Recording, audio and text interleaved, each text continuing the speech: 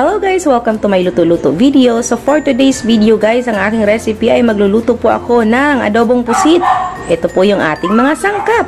Meron tayo ditong dahon ng laurel, siling pansigang o yung siling berde, para may sipa, sili na maanghang, bawang, oyster sauce and soy sauce, 2 pirasong kalamansi, siling makupa, sibuyas or onion, at syempre ang ating pampawala ng langsa, ang ating luya.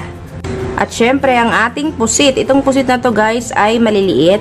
Hindi ko na siya hiwa-hiwain dahil liliit pa yan.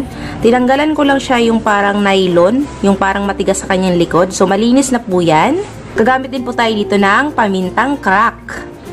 Pag medyo mainit na yung ating kawali, lagyan natin ng kaunting mantika. Pag medyo mainit na yung ating mantika, ilagay natin ang ating sibuyas.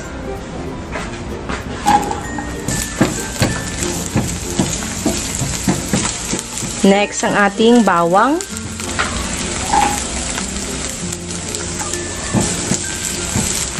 Ay, luya pala yan guys. Sorry. Luya. Isunod natin ang ating bawang.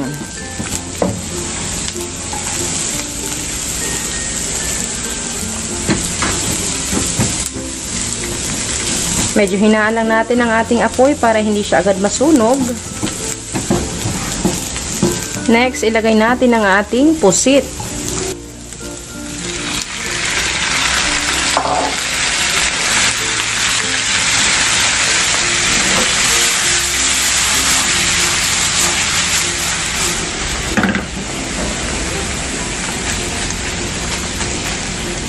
Lagyan natin ng pamintang crack.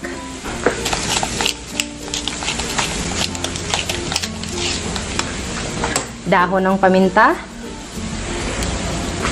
Ilagay natin ang ating soy sauce. Ihuli natin ang ating oyster sauce. Huwag na natin itong lagyan ng tubig dahil siya ay magtutubig pa. Kaunting soy sauce lang. Pagkatapos takpan lang natin to, sisimmer lang natin to for 5 minutes.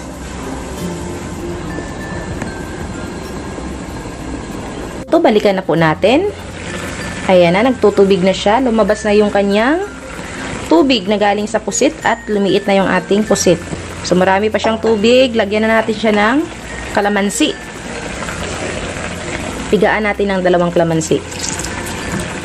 O kahit isa, kasi malaki yung ating kalamansi. So, isa lang muna ang ating ipiga. Pwede tayong magdagdag pag kulang. Ang ating siling makupa.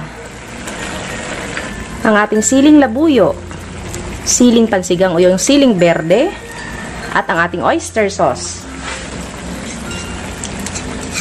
Haluin lang natin to, wag na natin siyang takpan hanggang sa medyo mag-evaporate na yung kanyang liquid.